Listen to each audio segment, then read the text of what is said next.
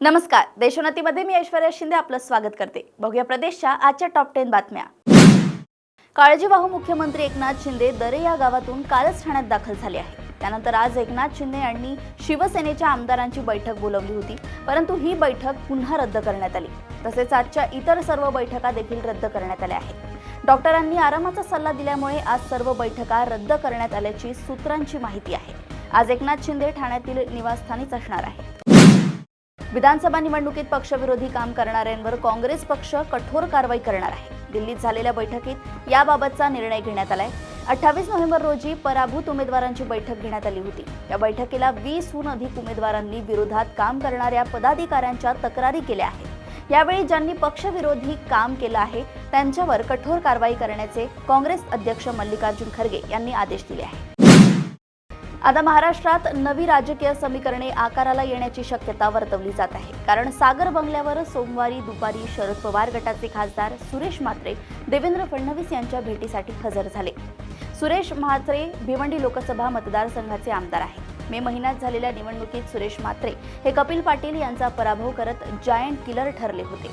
मात्र आता विधानसभेच्या निकालानंतर सुरेश म्हात्रे अचानक देवेंद्र फडणवीस यांच्या सागर बंगल्यावर पोहोचल्याने राजकीय वर्तुळात भुवया उंचावल्या आहेत। एकनाथ शिंदे हे आज ठाण्यात त्यांच्या निवासस्थानी आहेत, मात्र ते प्रकृती अस्वस्थतेमुळे विश्रांती घेत असल्याचं सांगितलं जात आहे। या पार्श्वभूमीवर आज शिवसेना शिंदे गटाचे नेते विजय शिवतारे यांनी देखील मुख्यमंत्री शिंदे यांची ठाण्यात त्यांच्या निवासस्थानी जाऊन भेट घेतली। मात्र या भेटीवेळी पोलिसांनी विजय शिवतारे यांची गाडी गेटवर अडवल्यामुळे विजय शिवतारे हे पोलिसांवर चांगलेच संतापल्याचं पाहायला मिळालं। माजी मंत्री आमदार ओळखता येत नाही का अशा शब्दात विजय शिवतारे यांनी पोलिसांना सुनावलं। विधानसभा निवडणुकीत महायुतीला बहुमत मिळाल्यानंतरही राज्यात सत्ता स्थापनेवरून निर्माण झालेला तिढा अद्याप सुटलेला नाही। दरम्यान राज्याच्या नव्या मुख्यमंत्र्यांचा शपथविधी हा 5 डिसेंबर रोजी होणार असल्याचं भाजपाच्या नेत्यांकडून सांगण्यात येत आहे। तत्पूर्वी पक्षाच्या विधिमंडळ गटनेत्यांची निवड करण्यासाठी भाजपाने हालचाली सुरू केल्या आहेत। विधिमंडळ गटनेत्यांच्या निवडीसाठी होणाऱ्या बैठकीचे निरीक्षक म्हणून भाजपाकडून गुजरातचे माजी मुख्यमंत्री विजय रुपानी आणि केंद्रीय मंत्री निर्मला सीतारमण यांची नियुक्ती केली आहे। सडक अर्जुनी तालुक्यातील ग्राम खजरीजवळील शिवशाही उलटून झालेल्या भीषण अपघातात 11 प्रवाशांचा बळी गेला। अशातच आता या घटनेला कारणीभूत बस चालक प्रणय उल्हास रायपूरकर याला विभाग नियंत्रक अहिरकर यांनी निलंबित केले आहे।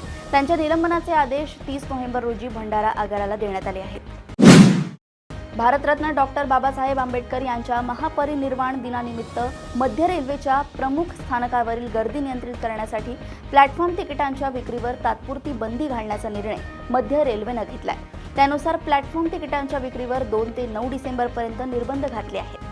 डॉक्टर बाबासाहेब आंबेडकर यांच्या महापरिनिर्वाण दिनानिमित्त लाखो अनुयायी दादर येथील चैत्यभूमीवर अभिवादन करण्यासाठी येत असतात।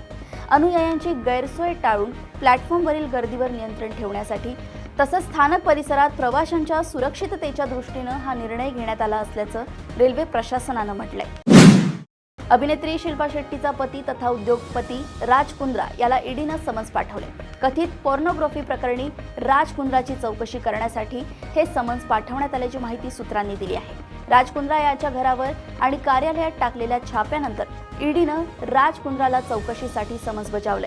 राज कुंद्रासोबतच या प्रकरणातील इतर आरोपींना देखील ईडी कार्यालयात चौकशीसाठी हजर राहण्यासाठी समन्स बजावण्यात आले।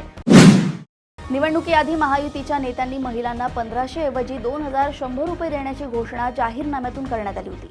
मात्र आता निकालानंतर माजी मंत्री सुधीर मुनगंटीवार यांनी लाडकी बहीण योजनेबाबत महत्त्वाचं विधान केलंय।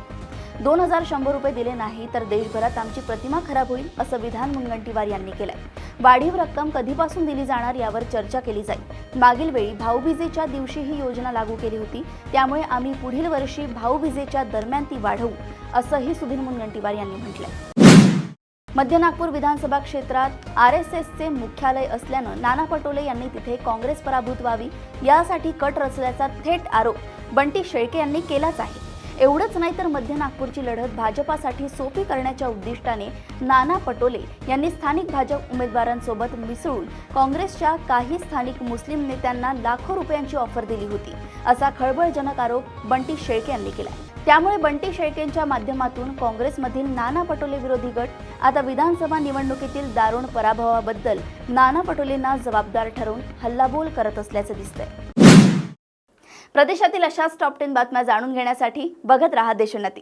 आणि अजूनही तुम्ही आमच्या चॅनलला लाईक आणि सबस्क्राईब केलं नसेल तर लगेच लाईक आणि सबस्क्राईब करा आणि बघत राहा देशोन्नती। नमस्कार।